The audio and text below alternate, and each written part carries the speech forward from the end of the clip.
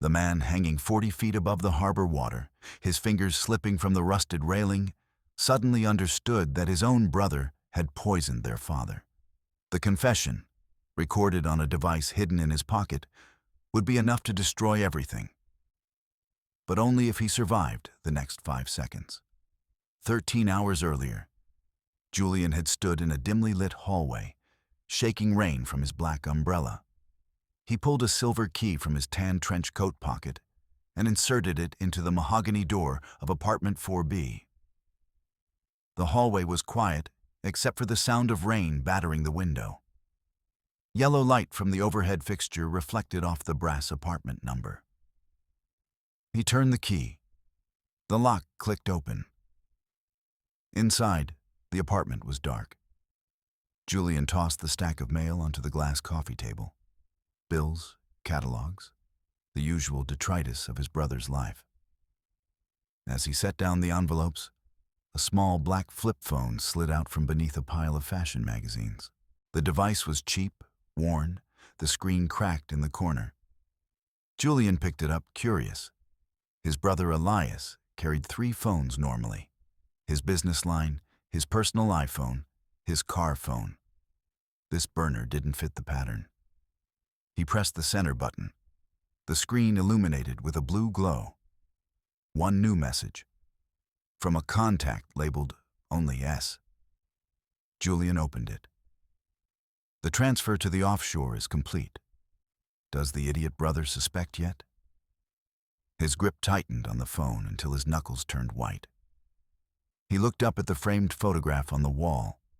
Him and Elias at their 30th birthday party, both wearing identical navy suits, both smiling with the confidence of men who had never been crossed. His reflection in the glass overlay looked gaunt and shocked, as if it belonged to a different person entirely. The sound of the front door opening jolted him from the photograph. Julian's head snapped toward the entryway. Footsteps. Heavy. Deliberate. A tall man in a leather biker jacket entered, tossing a wrench onto the granite kitchen counter with a metallic clang. He didn't notice Julian at first. His gaze was fixed on something beyond him, something in the distance. Then his eyes locked onto Julian's frame. The stranger walked forward and slapped Julian hard on the shoulder. The impact sent a jolt through his body. Julian flinched and stepped back, his mind racing. This wasn't a visitor. This was someone who expected Elias. "Where's the watch?" the stranger asked, his eyes narrowing as they traced Julian's trench coat. "You never take off the Rolex." Before Julian could answer, the stranger lunged. The burner phone was still in Julian's hand. He swung it like a rock, aiming for the stranger's temple. The device connected with bone and flesh. The stranger grunted, releasing Julian and stumbling backward. His body crashed into a rack of wine glasses. Glass exploded everywhere. A cascading sound of destruction that filled the kitchen. Julian didn't hesitate. He kicked the stranger in the stomach. The man fell onto the shards, his body convulsing, blood mixing with wine on the floor. Julian grabbed his trench coat and the burner phone and sprinted toward the door. By 11 o'clock that night, Julian was in his basement home office. 3 computer monitors glowed in the darkness.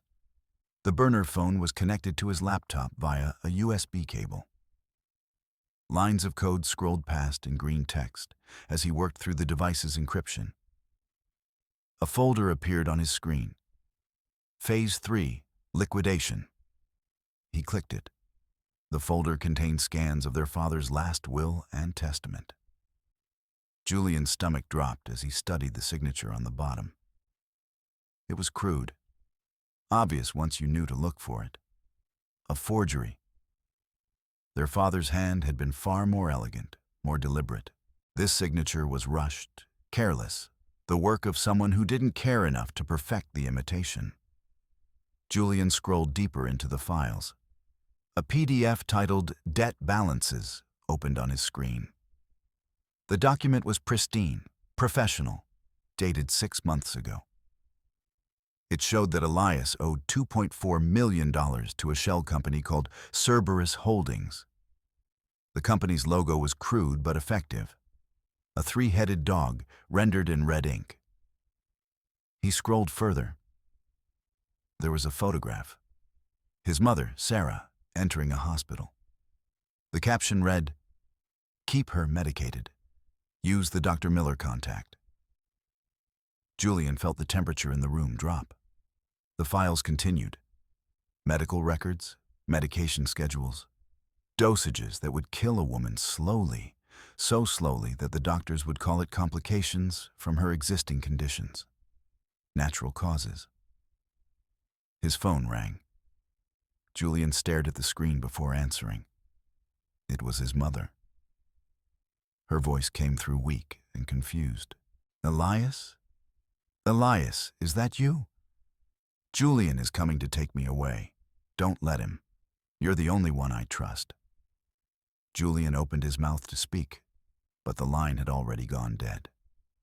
2 hours later, Julian walked through the sterile white corridors of St. Jude's private wing. It was 2 in the morning. He wore a stolen doctor's white coat and a blue surgical mask.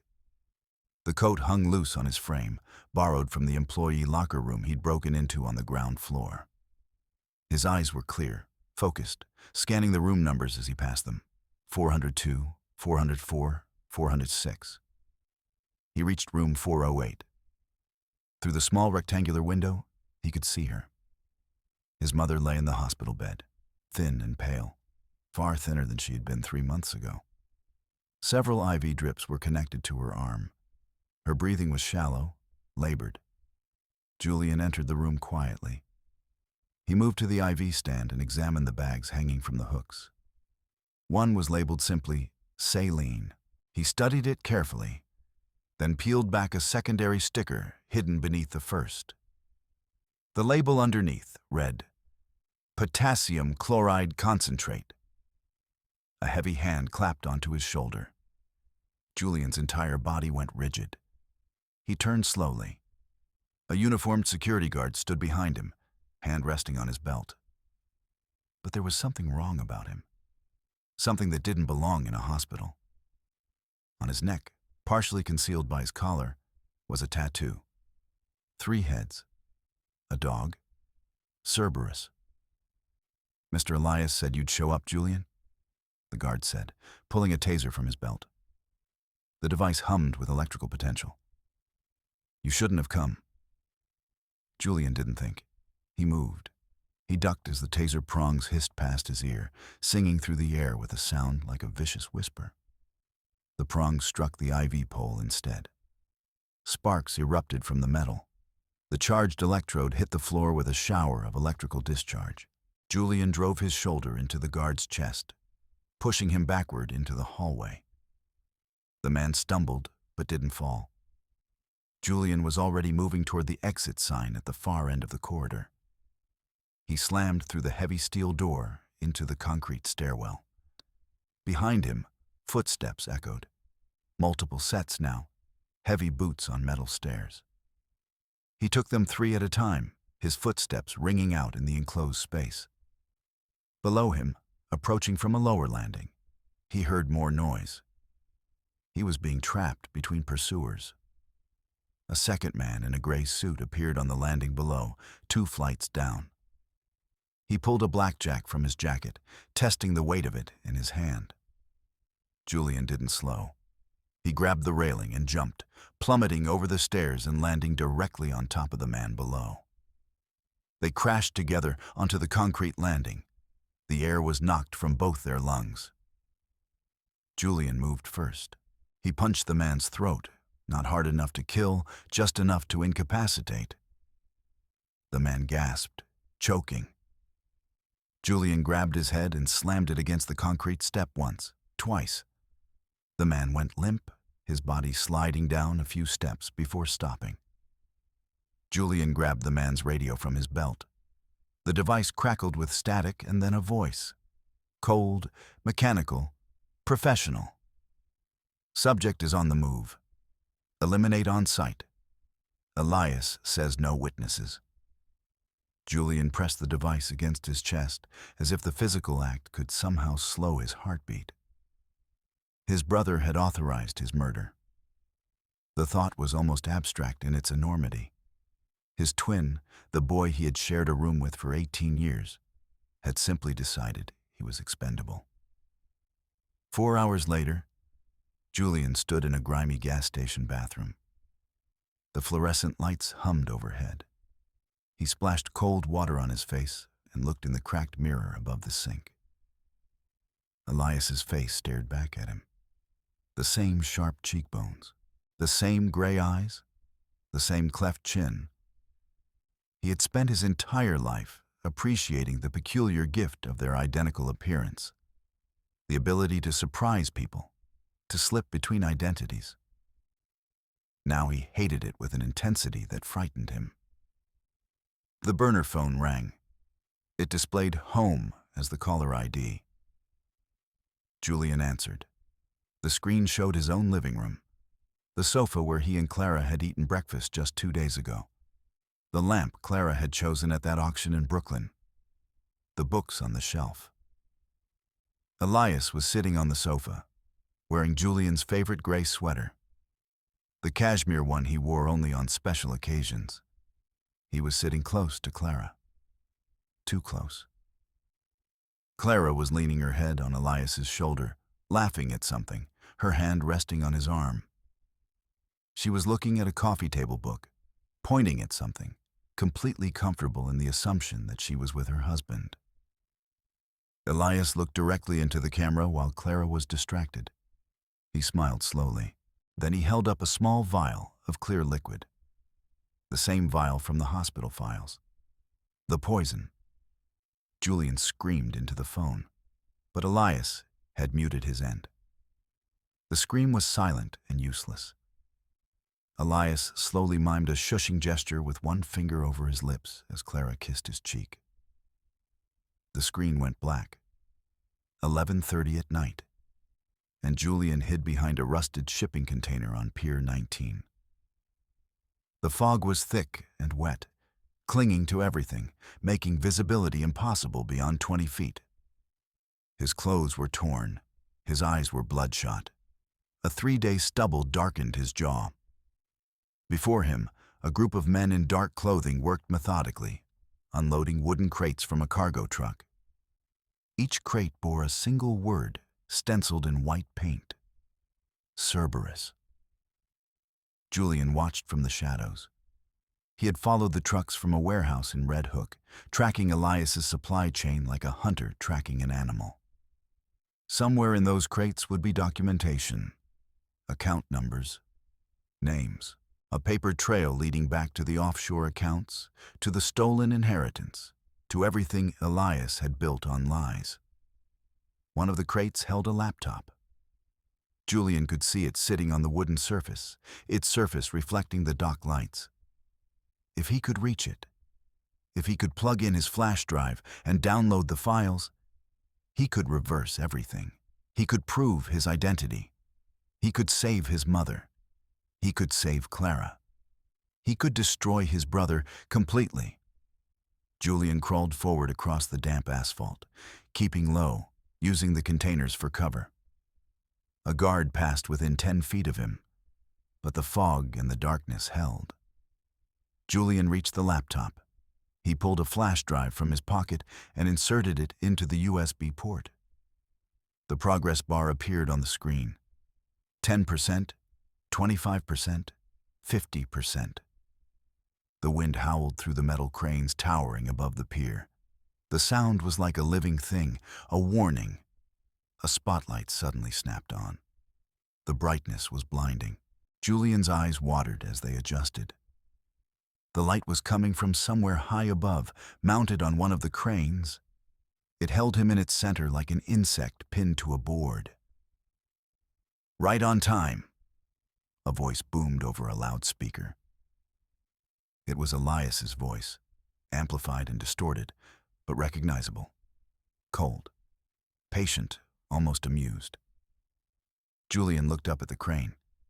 Silhouetted against the moon, standing on the narrow catwalk 40 feet above the ground, was his brother. Elias was holding something in his hand, a remote detonator. Julian could see the small red light blinking on its surface.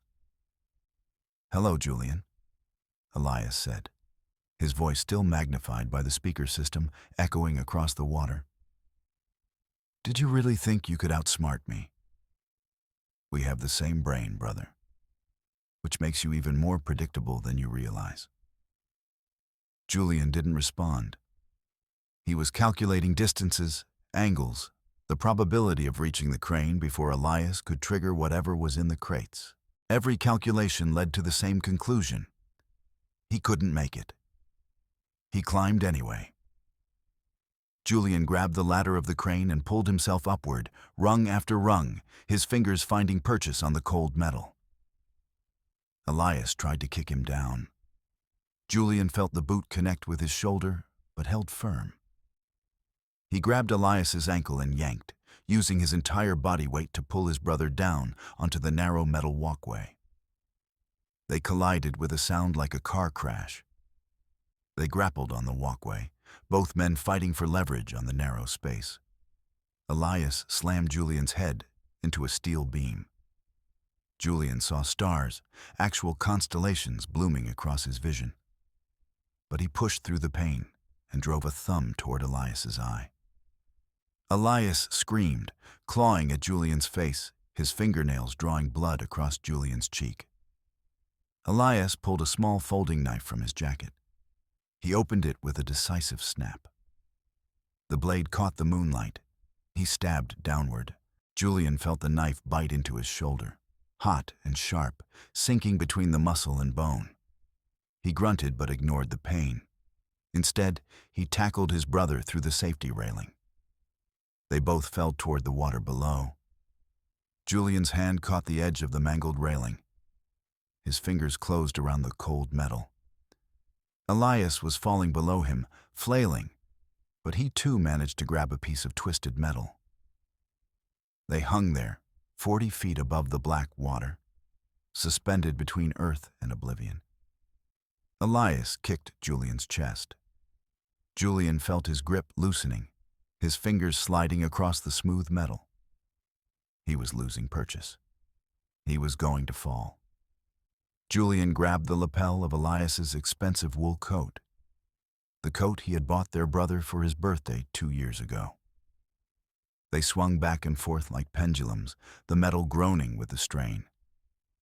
Below, on the pier, the Cerberus guards had weapons raised. Rifle barrels tracked their movements. They were waiting for a clean shot. The railing gave way. Both men fell into the cold harbor water. The impact was deafening, a shock to the nervous system that made Julian's entire body convulse. The water was black and tasted of salt and rust and diesel fuel. Julian's lungs screamed for air. He kicked upward, driving himself toward the surface. He broke through, gasping. His eyes burned from the salt water. He looked around frantically for his brother, but saw only the black water and the fog pressing down like a ceiling.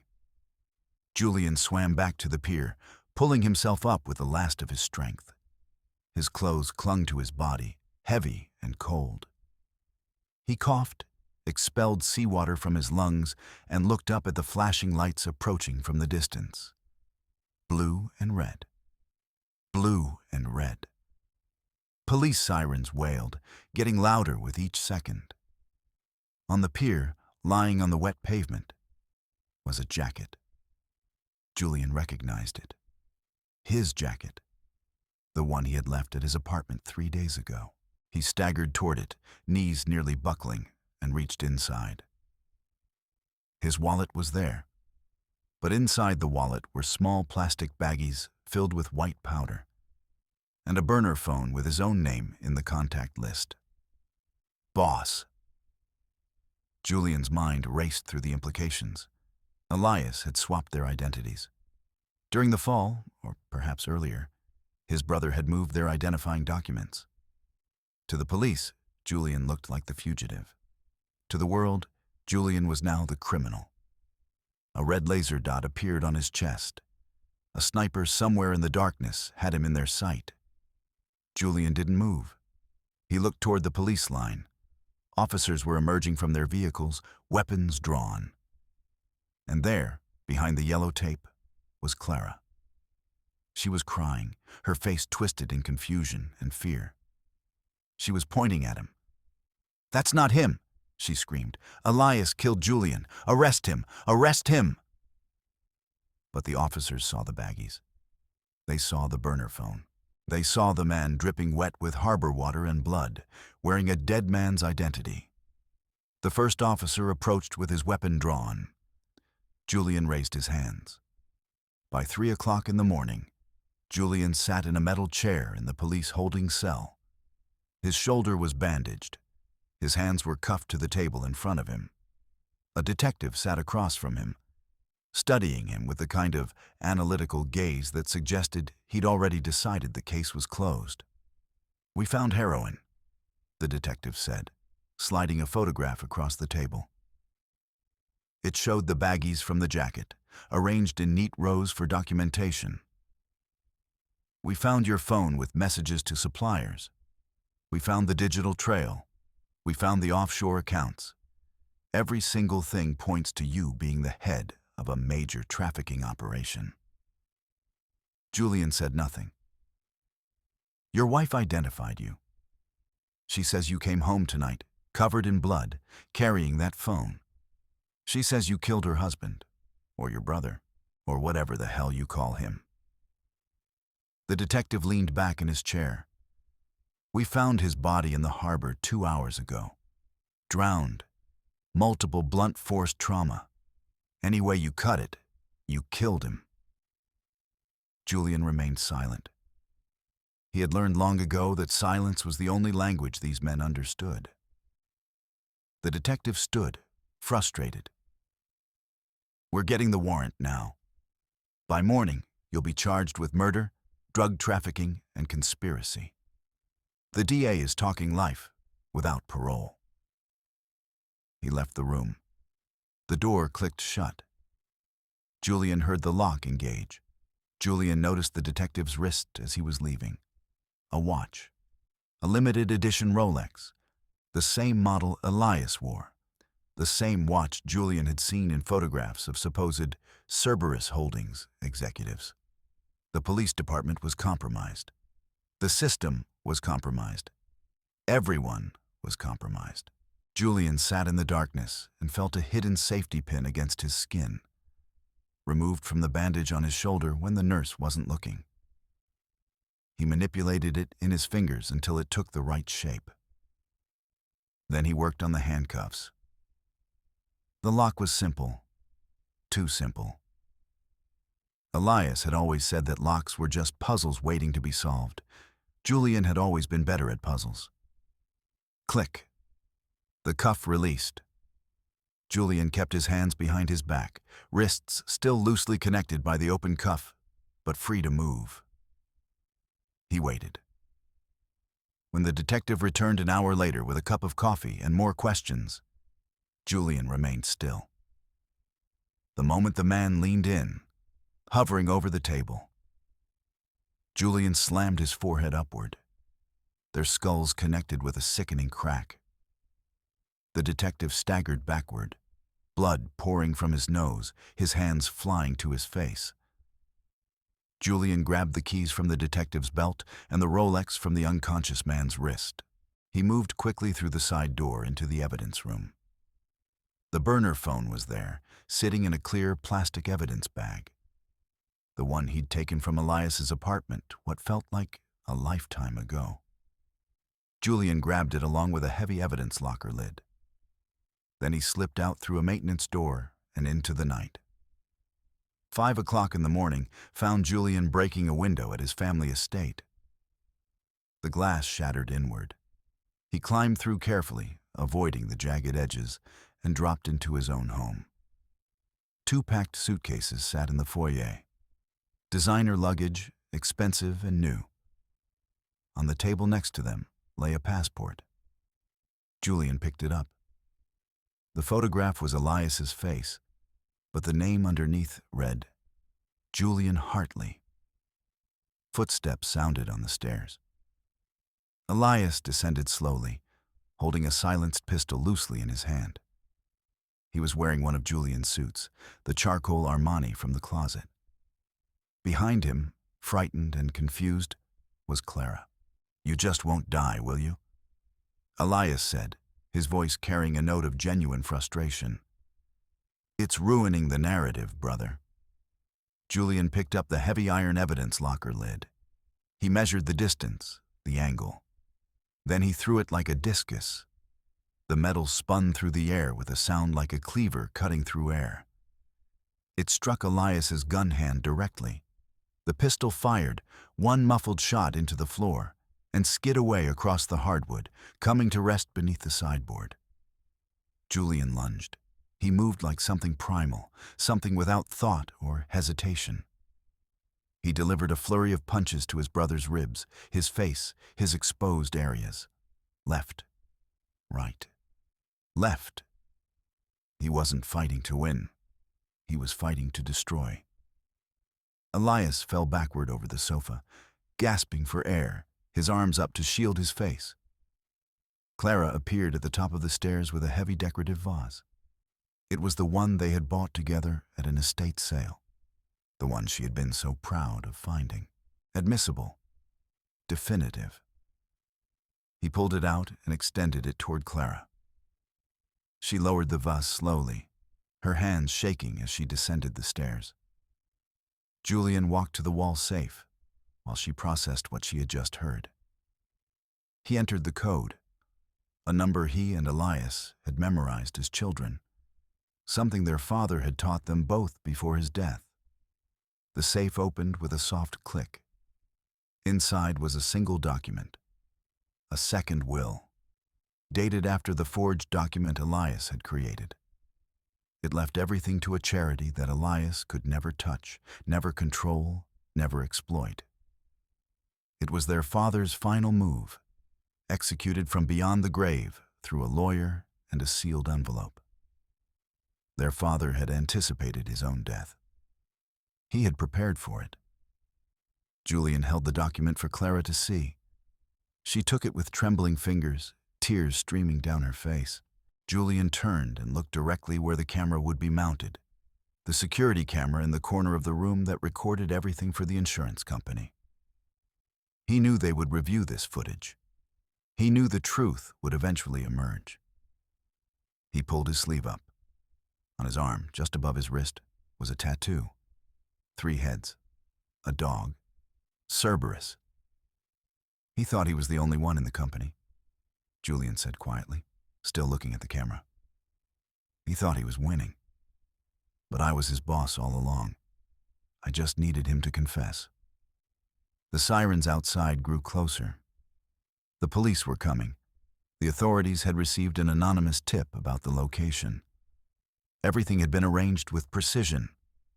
Julian had played his brother for months. Months of running, of appearing to flee, of appearing desperate.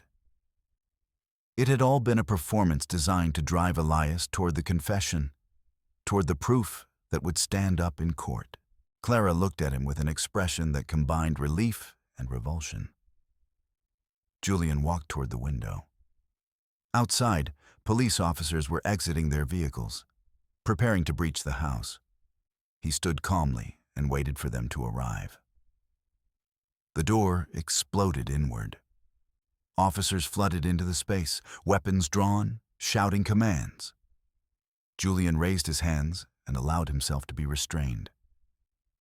As they placed the cuffs on his wrists, he looked back at Elias, still gasping and broken on the floor. His brother had played the game. His brother had lost. And in the end, there was only the police, the crime scene, and the terrible, ordinary silence that follows when families tear themselves apart.